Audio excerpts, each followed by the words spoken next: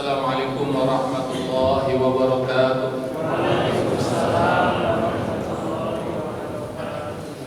Allahu Akbar, Allahu Akbar, Allahu Akbar, Allahu Akbar, Allahu Akbar, Allahu Akbar, Allahu Akbar, Allahu Akbar, Allahu Akbar, Allahu Akbar kabira, walhamdulillahi katsira, wa subhanallahi bukratan wa asila. La ilaha illallah wahdah sadaqa wa'dah wa nasara abdah wa azza jundah wa hazamal ahzaba wahdah. Wassalatu wassalamu ala rasulillah nabiyyina Muhammad wa ala alihi wa sahbihi wa man walah, wa la hawla wa la quwata illa billah. Amma ba'du, fa ya ibadallah, usikum wa iyaya bitaqwallah faqad fazal muttaqun.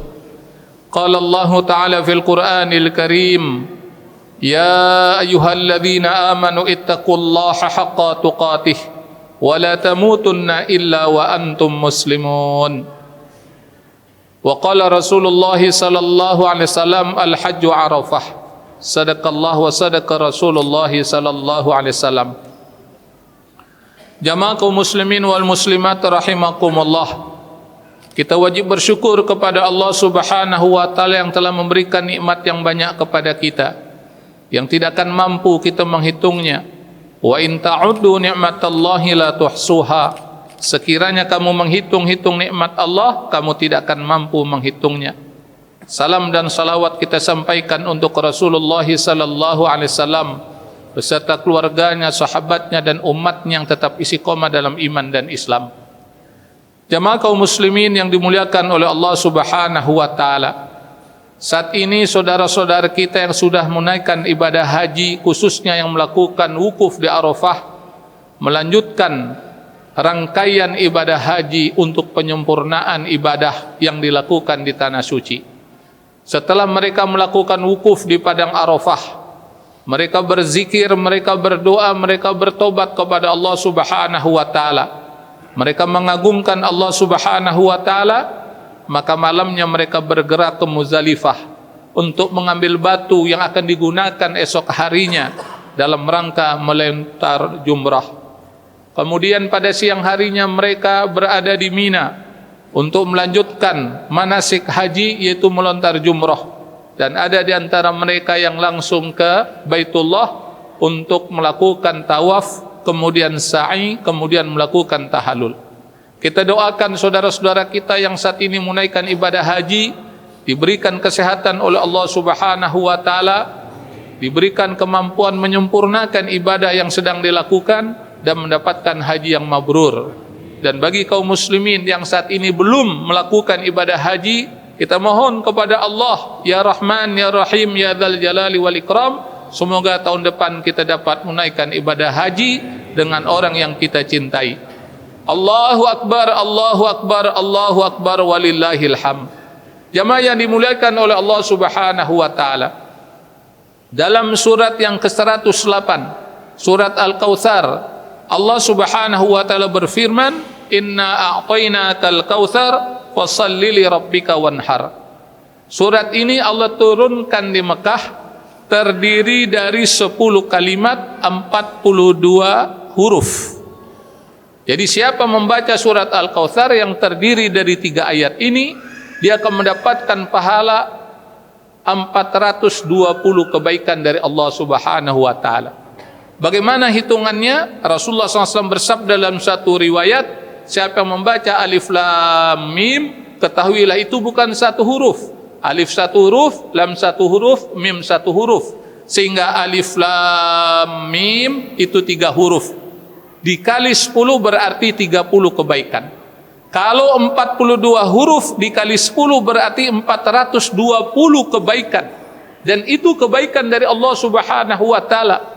Dan ketahuilah ketika Allah memberikan kebaikan, maka sesungguhnya itu akan menjadi modal dalam kehidupan hambanya, baik di dunia, di alam kubur, sampai ke alam akhirat. Jamaah yang dimuliakan oleh Allah Subhanahu wa taala, dalam surat Al-Kautsar walaupun berisi 3 ayat memberikan pelajaran yang sangat mendalam kepada kita. Ada 3 poin yang ingin khatib sampaikan dalam khutbah kali ini. Yang pertama adalah dalam ayat itu Allah Subhanahu wa taala mengingatkan hambanya untuk pandai bersyukur. Makanya Allah ingatkan, inna a'tainakal kautsar, sesungguhnya kami telah memberikan nikmat yang banyak kepadamu. Kenapa Allah sampai ingatkan semacam itu? Karena ada juga orang yang lupa, ada orang yang lalai, bahkan ada orang yang sombong terhadap nikmat yang telah Allah berikan. Kalau dia lupa mungkin kita maklumi, tapi ada juga orang yang sombong, dia angkuh, seolah-olah apa yang dilakukan dalam kehidupannya merupakan hasil upayanya sendiri, hasil kehebatannya, hasil kepintarannya. Makanya tidak sedikit orang ketika diberikan ilmu dia sombong. Dia tidak mau sedekahkan ilmunya, dia tidak mau infakkan ilmunya dengan mengajarkan kepada umat. Kemudian ada juga orang diberikan anugerah rizki oleh Allah Subhanahu wa taala, tapi dia tidak mau mengeluarkan infaknya, dia tidak mengeluarkan sedekahnya. Dia kikir, bin bakhil, bin pelit, bin sampili, bin ceke, bin koret. Diingatkan dia tidak mau mengeluarkan infaknya. Ini namanya orang tidak mensyukuri atas anugerah rezeki yang telah Allah berikan. Ada juga orang diberikan jabatan oleh Allah Subhanahu wa taala, karirnya begitu meningkat, melonjak begitu hebat, tapi tidak digunakan untuk kemaslahatan umat, tidak digunakan untuk kebaikan kemakmuran umat, tapi sebaliknya kedudukannya, jabatannya digunakan untuk menzolimi umat, menyusahkan umat. Ini wujud adalah orang yang tidak mensyukuri atas anugerah yang Allah berikan. Jemaah yang dimuliakan oleh Allah Subhanahu wa taala. Oleh karena itulah Allah ingatkan dalam Al-Qur'an, inna a'tainakal kautsar, sesungguhnya kami telah memberikan nikmat yang banyak kepadamu. Bahkan dalam surat Ar-Rahman, surat yang ke-55, 31 kali Allah ulang-ulang dengan kalimat yang sama, hurufnya sama. Fabi ayyi ala'i rabbikuma tukadziban. Maka nikmat Allah manakah yang kamu dustakan? 31 kali Allah ulang-ulang, coba perhatikan dengan seksama. 31 kali. Orang yang beriman mah 1 kali dari ayat Al-Quran ketika diingatkan oleh Allah sikapnya sami'na wa ta'na, saya dengar dan saya laksanakan. Ini 31 kali Allah ulang-ulang. Kenapa? Karena memang ada di antara hamba Allah yang mendustakan nikmat yang telah Allah berikan. Dia sombong, dia angkuh, dia pongah. Jemaah yang dimuliakan oleh Allah Subhanahu wa taala, apakah ada orang model semacam ini? Ada. Bahkan Al-Quran menceritakan bagaimana Fir'aun ketika diberikan kedudukan, diberikan kerajaan oleh Allah Subhanahu wa taala, bukannya digunakan untuk mensejahterakan umat, bukannya untuk menegakkan nilai-nilai keadilan, tapi yang dilakukan adalah penindasan kepada rakyat. Dia melakukan kezaliman kepada umat. Bahkan dengan congkaknya, dengan sombongnya dia mengklaim diri sebagai Tuhan. Apa yang dikatakan?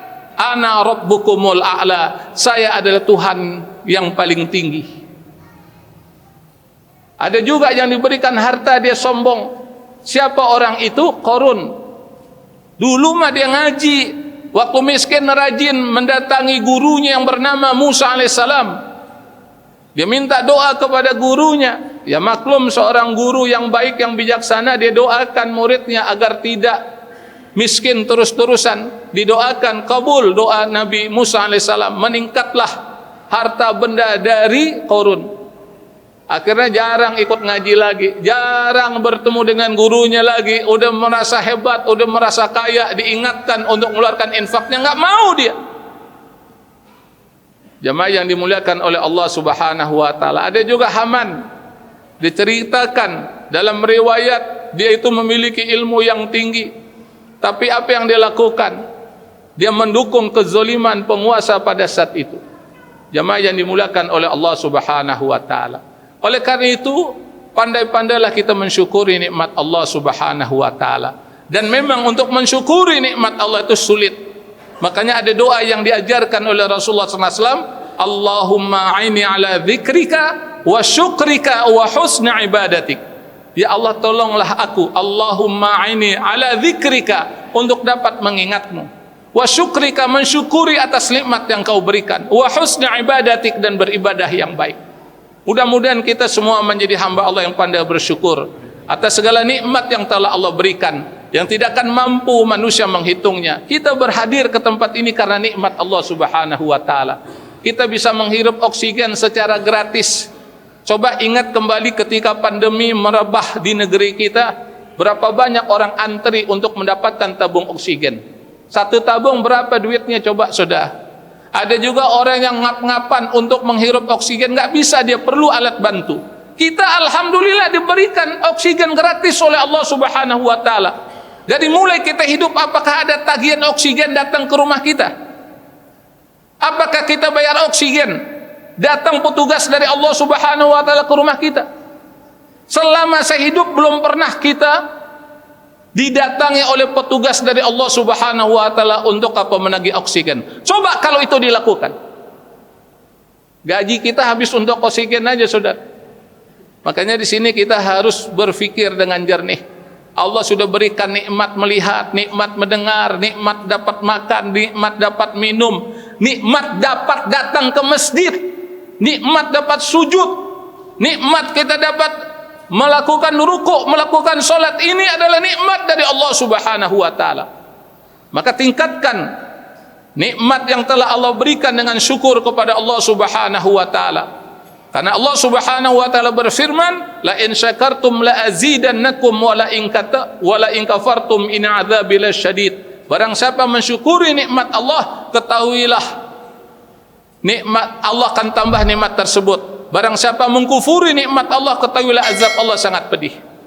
Jemaah yang dimuliakan oleh Allah Subhanahu wa taala. Yang kedua, poin yang kedua dari surat Al-Kautsar yang dapat kita ambil pelajaran adalah Allah menegaskan amalan ibadah unggulan.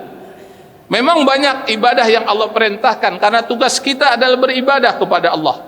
Wa ma khalaqtul jinna wal insa illa liya'budun. Tidaklah kuciptakan jin dan manusia kecuali beribadah kepada Allah Subhanahu wa taala. Tapi ada amalan unggulan di sisi Allah Subhanahu wa taala. Yang pertama dalam ayat yang saya bacakan tadi, di ayat yang kedua adalah fasalli li rabbika. Maka tegakkanlah solat, laksanakan solat untuk Tuhanmu. Jemaah yang dimuliakan oleh Allah Subhanahu wa taala. Jadi kita diingatkan oleh Allah kalau kita mengerjakan solat karena Allah lillahi taala. Makanya ketika kita menanamkan niat lillahi ta'ala, solat kita itu untuk Allah. Kita melakukan solat subuh lillahi ta'ala, kita melakukan solat zuhur, asar, maghrib, isya lillahi ta'ala, bahkan kita melakukan solat idul adha lillahi ta'ala. Jangan karena yang lain-lain, jangan karena atasan, jangan karena mertua, jangan karena teman, jangan karena yang lain-lainnya. Tanamkan niat lillahi ta'ala karena Allah Subhanahu wa ta'ala. Inna salati wa nusuki wa mahyaya wa mamati lillahi rabbil alamin. Sesungguhnya salatku, ibadahku, hidupku, matiku hanya untuk Allah Subhanahu wa taala. Ini harus kita tanamkan dalam diri kita. Dan salat merupakan rukun Islam yang kedua. Jamaah yang dimuliakan oleh Allah Subhanahu wa taala. Allahu akbar, Allahu akbar, Allahu akbar walillahil hamd. Jadi salat adalah ibadah unggulan sebagai wujud syukur kita kepada Allah Subhanahu wa taala. Kenapa saya tegaskan semacam itu? Karena Rasulullah SAW tiap malam melakukan salat tahajud sampai bengkak kaki beliau. Dan diingatkan oleh istri yang tercinta, wahai Rasulullah, kenapa sampai salat sedemikian rupa sampai bengkak kakimu ya Rasulullah? Bukankah dosamu sudah diampuni oleh Allah Subhanahu wa taala? Dosa yang lalu dan dosa yang akan datang. Bukankah Rasulullah SAW dijamin masuk ke dalam surga? Apa jawabannya Rasulullah SAW? Apa tidak pantas saya mensyukuri nikmat Allah? Jadi solat itu adalah amalan untuk mensyukuri nikmat Allah. Maka kalau ada orang yang tidak solat, mengaku muslim, umat Nabi Muhammad SAW, maka sesungguhnya dia tidak mensyukuri atas nikmat anugerah yang telah Allah berikan. Makanya melalui mimbar yang mulia ini kita menyerukan, hei umat Islam, hei umat Nabi Muhammad SAW, kerjakanlah salat sebagaimana yang Allah perintahkan dan sebagaimana yang dicontohkan oleh Rasulullah SAW. Bapak-bapak sebagai pemimpin dalam keluarga, suruh ahli keluarganya untuk menegakkan salat. Punya istri, suruh istrinya salat. Punya anak, suruh anaknya salat. Punya pembantu, suruh pembantunya salat. punya sopir, suruh sopirnya sholat. Wa'mur ahlaka bis shalah wastabir 'alaiha, perintahkan ahli keluargamu untuk menegakkan salat wastabir 'alaiha, dan bersabar dalam memerintahnya. Tidak rugi orang yang melakukan salat. Bahkan dalam ayat dikatakan orang yang mengerjakan salat Allah akan tolong dia, Allah akan bantu dia. Bukankah kita banyak problem? Bukankah kita banyak masalah? Mau enggak masalah kita ditolong oleh Allah? Mau enggak problem kita diselesaikan oleh Allah? Kalau mau, kerjakan salat. Karena Allah Subhanahu wa taala mengatakan dalam Al-Qur'an, ya ayyuhalladzina amanu ista'inu bis-sabri was-shalah innallaha ma'as sabirin. Hai orang-orang beriman, jadikanlah sabar dan salat sebagai penolongmu. Innallaha ma'as sabirin. Sesungguhnya Allah beserta orang-orang yang sabar. Jadi kalau kita ada masalah dalam kehidupan dunia ini, kita harus introspeksi sejauh mana hubungan kita dengan Allah Subhanahu wa taala. Jadi permasalahan yang dihadapi oleh manusia dan tidak diselesaikan dan belum mampu diselesaikan, mungkin salah satu sebab adalah hubungannya kepada Allah renggang. Kalau dia bertakarub kepada Allah Subhanahu wa taala, kalau dia mendekatkan diri kepada Allah Subhanahu wa taala, dia kerjakan salat, yakinlah Allah akan tolong dia, Allah akan bantu dia. Coba kita perhatikan duduk antara dua sujud apa yang kita baca? Rabbighfirli warhamni wajiburni warfa'ni warzuqni wahdini wa'afini wa'fu anni. Dalam doa yang kita baca, kita minta rezeki kepada Allah Subhanahu wa taala, warzuqni. Nah, yang kedua adalah wanhar, berkorbanlah kamu. Sekarang kita masuk Idul Adha, kita masuk bulan Zulhijjah. Rasulullah SAW menjelaskan, tidak ada suatu amalan yang mulia, yang dicintai oleh Allah Subhanahu wa taala bagi anak cucu Adam ketika hari nahar, ketika Idul Adha, kecuali dia menyembelih hewan korban. Bahkan dalam riwayat yang lain dijelaskan untuk memberikan motivasi kepada kita bahwa pahalanya itu sebanyak bulu yang menempel pada hewan korban yang disembelih. Adakah di antara kita yang mampu menghitung bulu dari hewan korban yang disembelih? Jangankan bulu hewan korban, bulu yang menempel pada diri kita, apakah yang namanya rambut, apa yang namanya jenggot, apa yang namanya kumis, atau bulu yang lainnya, tidak ada yang mampu menghitungnya. Itu yang nempel pada diri kita, apatah lagi yang menempel pada hewan korban. Nah, maksudnya bagaimana? Ini gambaran pahala yang besar bagi seorang hamba yang melakukan korban. Bahkan dalam riwayat yang lain dikatakan ketika orang itu menyembelih hewan korban, sebelum darahnya membasahi bumi, Allah ampuni segala dosa dan kesalahannya. Makanya orang-orang yang paham, orang-orang saleh, karena dia mengetahui dalil-dalil fadilah dari korban, maka dia berkorban. Hatta dia seorang pemulung sekalipun. Maksudnya bagaimana Pak Ustadz? Ada pemulung Pak yang berkorban, yang pekerjaannya tiap hari cari koran bekas, cari karton bekas, barang-barang bekas, tapi dia bisa korban.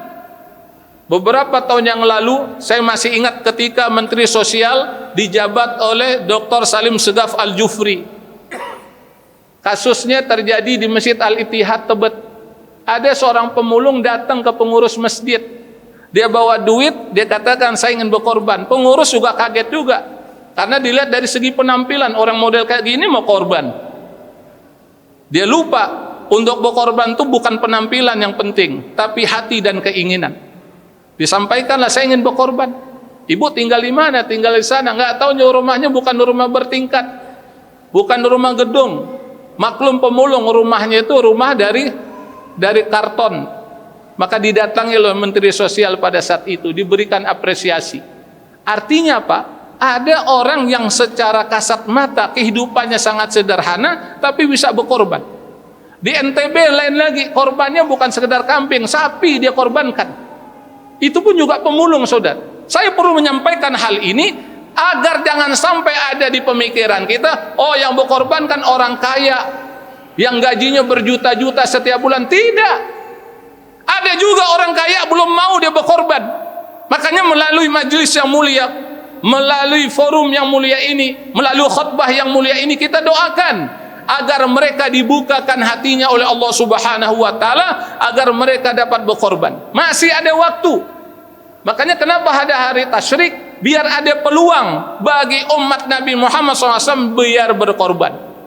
Jamaah yang dimuliakan oleh Allah Subhanahu wa taala. Oleh karena itu saya menyuruhkan kepada diri saya sendiri, khususnya kepada jamaah yang mendengarkan khutbah pada saat ini, marilah momentum ini adalah momentum kita berkorban sebagai rasa syukur kepada Allah Subhanahu wa taala. Ingat, sekarang ini bulan Zulhijjah. Bulan Zulhijjah dalam hitungan Hijriyah ini adalah bulan terakhir. Sekarang tahun 1443 Hijriyah. Ini bulan terakhir, saudara.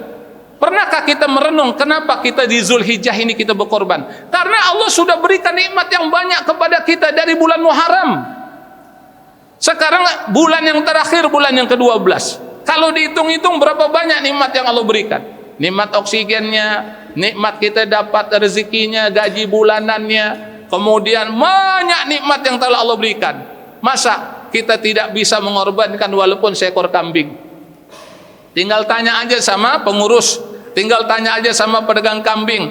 Insya Allah harga bisa disepakati. Bahkan kalau benar-benar kita nggak ada uang lagi, cekak, kata orang Jakarta bilang, saya yakin pedagang kambing akan bijaksana. Yang penting Bapak ikut korban dah, biar saya dapat pahalanya juga. Yang penting ada nggak kemauan kita. Nah, ini masih ada momentum. Silahkan kalau udah dapat kambingnya serahkan kepada panitia biar urusannya lebih tertib, lebih rapi. Bukan berarti kita nggak boleh korban di rumah, silahkan. Tapi terkadang dalam kondisi pandemi yang belum tuntas ini bisa menimbulkan masalah nantinya. Maka serahkan kepada panitia, kepada orang yang memang diberikan tugas mengurusi untuk pengurusan penyembelihan hewan kurban. Allahu Akbar, Allahu Akbar, Allahu Akbar, walillahil hamd. Yang terakhir dalam surat yang saya bacakan tadi, surat 108, surat Al-Kautsar, jangan kita menjadi orang pembenci. Sebab ayat yang ketiga dikatakan, setelah fasalli li rabbika wanhar inna syani'aka huwal abtar. Sesungguhnya mereka yang membenci itulah yang terputus dari rahmat Allah Subhanahu wa taala. Dalam ayat maksudnya adalah ada orang yang membenci Rasulullah SAW. Jadi kalau berbicara orang yang membenci Rasul dari dulu, sekarang hingga akhir zaman akan muncul orang-orang model semacam itu. Dia nggak suka dengan Rasulullah SAW. Dia hina Rasulullah SAW. Dia bully Rasulullah SAW. Dia benci kepada Rasulullah SAW. Padahal Rasul tidak melakukan kesalahan kepada mereka. Rasul tidak pernah melakukan kezaliman kepada mereka. Bahkan Rasul mendoakan umatnya. Rasul sangat kasih sayang kepada umatnya. Mana ada seorang pemimpin ketika masa kritisnya akan meninggal dunia diingat ummati, ummati, ummati, umatku, umatku, umatku. Mana ada seorang pemimpin dalam rangka peduli kepada umatnya dia ganjal perutnya karena kelaparan? Ada nggak pemimpin model semacam itu? Rasulullah SAW memberikan contoh keteladanan. Rasulullah boleh dikatakan jarang makan, saudara. Banyak puasanya, banyak ibadahnya kepada Allah Subhanahu wa taala. Kenapa? Karena memikirkan umatnya. Bahkan sampai akhirat kelak Rasul memperhatikan umatnya. Buktinya adalah Rasul memberikan syafaat kepada umatnya. Begitu cinta Rasul kepada umatnya, tapi sayang beribu kali sayang. Umatnya ada yang kurang ajar kepada Rasulullah SAW.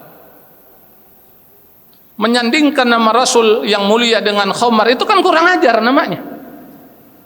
Saya pengen tanya, apa Rasul pernah mabuk? Jangankan mabuk, saudara, megang khamar saja Rasul nggak pernah. Ketika peristiwa Isra wal Mi'raj, Rasulullah SAW berada di Baitul Maqdis. Rasulullah SAW disuguhkan dua minuman, satu susu, satu khamar. Dalam riwayat Rasul ambil susu. Khamar tidak disentuh oleh Rasul, apalagi ditengkak, apalagi diminum. Kata malaikat, beruntung kaya Rasulullah, sekiranya engkau memegang dan meminum khamar, umatmu pada mabuk semua. Ini bukti nyata bahwa Rasul nggak pernah mabuk, saudara. Rasul nggak pernah megang khamar. Lantas kenapa ada orang ngaku Islam menyandingkan Rasulullah SAW dengan khamar? Ini kan kurang ajar, saudara. Saya perlu mengingatkan hal semacam ini agar kita kalau sudah bersyahadat asyhadu an la ilaha illallah wa asyhadu anna muhammadar rasulullah, maka kita harus punya akhlak, punya adab, punya etika kepada Rasulullah SAW. Bagaimana akhlak kepada Rasulullah SAW? Hormati Rasul dan keluarganya. agungkan Rasul sebagaimana Allah sudah mengagungkan Rasulullah SAW. Rasulullah SAW itu diagungkan oleh Allah. Wa innaka la'ala khuluqin azim. Sungguh engkau ya Muhammad memiliki akhlak yang agung. Makanya tidak ada pemimpin di dunia, tidak ada seorang manusia yang namanya disebut setiap hari kecuali Rasulullah SAW. Ada nggak manusia? Oh dia pejabat, dia pemimpin hebat, sering tampil di televisi. Ada nggak disebut setiap hari? Kalaupun ada mungkin ketika hidup. Ketika dia mati masuk ke alam kubur, ada nggak namanya disebut-sebut? Tidak ada. Kecuali Rasulullah SAW. Rasul adalah manusia yang mulia. Oleh karena itu hormati Rasul, agungkan Rasul, dan banyak-banyak berselawat kepada Rasulullah SAW. Allahumma salli ala Muhammad wa ala ali Muhammad. Allahumma salli ala Muhammad wa ala ali Muhammad. Allahumma salli ala Muhammad wa ala ali Muhammad. Lazimkan, wiridkan kita berselawat untuk Rasulullah SAW. Minimal 100 kali kita berselawat kepada Rasulullah SAW. Bahkan tidak sah solat kecuali di dalam solatnya dia baca salawat untuk Rasulullah SAW. Itulah yang disebut dengan salawat Ibrahimiyah. Mudah-mudahan kita semua mendapat syafaat Rasulullah SAW. Mudah-mudahan kita dapat melihat wajah Rasulullah SAW walaupun dalam mimpi. Innallaha wa malaikatahu yusalluna 'alan nabi ya ayyuhalladzina amanu sallu 'alaihi wa sallimu taslima. Allahumma salli ala Muhammad wa ala ali Muhammad kama shallaita ala Ibrahim wa ala Ibrahim wa barik ala Muhammad wa ala ali Muhammad kama barakta ala Ibrahim wa ala ali Ibrahim fil alamin innaka Hamidun Majid. Allahumma ighfir lil mu'minin wal mu'minat wal muslimin wal muslimat al ahya'i minhum wal amwat bi rahmatika ya arhamar rahimin. Allahumma ighfir lana wa liwalidayna warhamhuma kama rabbayana shighara. Allahumma ighfir lana wa liwalidayna warhamhuma kama rabbayana shighara. Allahumma ighfir lana wa liwalidayna warhamhuma kama rabbayana shighara. Rabbana ighfir lana wa li ikhwanina alladhina sabaquna bil iman wa la taj'al fi qulubina ghillan lil ladzina amanu rabbana innaka ra'ufur rahim. Allahumma ighfir للمؤمنين والمؤمنات والمسلمين والمسلمات الأحياء منهم والأموات برحمتك يا أرحم الراحمين. اللهم اغفر لأمة سيدنا محمد. اللهم ارحم أمة سيدنا محمد. اللهم جبر أمة سيدنا محمد. اللهم احفظ أمة سيدنا محمد. اللهم عافي أمة سيدنا محمد. اللهم سلم أمة سيدنا محمد. اللهم انصر أمة سيدنا محمد. اللهم انصر إخواننا والمجاهدين في غزة فلسطين والقدس وسوريا ومصر وليبيا واليمن وإيراق وأفغان وروهينجا وإيغور وفي كل مكان وكل zaman waj'alna minhum ya rabbal alamin. Ya Allah, ampunilah segala dosa dan kesalahan kami, maafkanlah kekhilafan kami.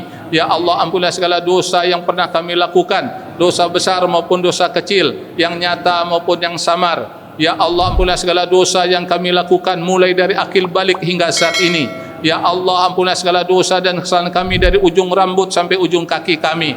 Ya Allah, ampunilah segala dosa mata kami, dosa telinga kami, dosa mulut kami, dosa bibir kami, dosa lidah kami, dosa kedua tangan kami, dosa kedua kaki kami, dosa alat kemaluan kami. Ya Allah, ampunilah segala dosa dan kesalahan kami. Ya Allah, maafkanlah kekhilafan kami. Ya Allah, ampunilah segala dosa dan kesalahan kedua orang tua kami. Kasihlah mereka sebagaimana mereka telah mengasihi kami di waktu kecil. Ya Allah, lapangkanlah kuburnya, terimalah segala amal ibadahnya, lindungilah mereka dari azab kubur dan azab neraka, dan jadikanlah kuburnya sebagai raudhah min riyadil jannah. Ya Allah, masukkanlah mereka ke dalam surga tanpa hisab. Ya Allah, ampunilah segala dosa dan kesalahan kakek dan nenek kami, kakak dan adik kami, anggota keluarga kami, para istri dan para suami. Ampunlah segala dosa dan kesalahan ahli keluarga kami, tetangga kami, umat Nabi Muhammad sallallahu alaihi wasallam. Ya Allah, sembuhkanlah penyakit saudara-saudara kami yang saat ini sedang sakit. Angkat penyakitnya ya Allah, jadikanlah penyakitnya sebagai kafarat penebus atas dosa yang pernah dia lakukan. Ya Allah, sehatkanlah badannya ya Allah, panjangkanlah umurnya ya Allah dalam taat kepadamu. Ya Allah, bantu dan tolonglah saudara-saudara kami yang saat ini sedang terlilit hutang. Beri kemampuan kepadanya ya Allah untuk melunasi segala hutang-hutangnya. Engkaulah Tuhan yang maha kaya, pemilik alam semesta. Ya Allah, mudahkanlah jodoh saudara-saudara kami yang saat ini belum mendapatkan jodoh. Berilah mereka pasangan beriman lagi bertakwa. Antarkan mereka dalam kehidupan berumah tangga menuju keluarga sakinah mawaddah warahmah. Ya Allah, Ya Rahman, Ya Rahim, Ya Dzal Jalali wal Ikram. Yang belum mendapatkan keturunan, berilah keturunan anak-anak yang soleh dan solehah, yang berbakti kepada kedua orang tua, yang taat melaksanakan perintahmu, generasi yang hafal Al-Quran, mengamalkan Al-Quran, berakhlak Al-Quran, dan generasi akan membebaskan Baitul Maqdis. Ya Allah, terimalah haji saudara-saudara kami yang saat ini sedang melakukan ibadah haji. Jadikanlah hajinya haji yang mabrur, yang balasannya talen datang bukan adalah surgamu yang mulia. Ya Allah, selamatkanlah mereka, sehatkanlah mereka hingga pulang ke tanah air. Ya Allah, bagi kami yang saat ini belum menaikkan ibadah haji, kami mohon kepadamu Ya Rahman, Ya Rahim, Ya Dzal Jalali wal Ikram, takdirkanlah tahun yang akan datang kami dapat menunaikan ibadah haji. Ya Allah, solat di Masjidil Haram, solat di Masjid Nabawi, wukuf di Padang Arafah. Ya Allah, kabulkanlah permohonan kami. Ya Allah, Engkau Maha Kuasa atas segala sesuatu. Rabbana taqabbal minna innaka antas samiul alim wa tub alaina innaka antat tawwabur rahim. Allahumma rabbana taqabbal minna salatana wa siyamana wa qiyamana wa takhashwana wa tadarrwana wa ta'abbudana wa tamim taqsirana. Ya Allah, Ya Allah, Ya Allah, Ya Rahman Rahimin. Allahumma innaka afun karim tuhibbul afwa fa'fu anna. Allahumma inna nas'aluka ridhaka wal jannah wa na'udzubika min sakhatika wan nar. Allahumma inna nas'aluka salamatan fid din wa afiatan fi jasadi wa ziyadatan fil ilmi wa barakatan fi rizqi wa taubatan qabla al maut wa rahmatan 'inda al maut wa maghfiratan ba'da al maut. Allahumma hawwin 'alaina fi sakaratil maut wan najata minan nar wal 'afwa 'inda al hisab. Ya Allah, jadikanlah akhir kehidupan kami akhir kehidupan yang husnul khatimah, meninggal dalam keadaan iman, dalam keadaan Islam, dalam keadaan ibadah, di hari yang terbaik, dengan cara yang terbaik.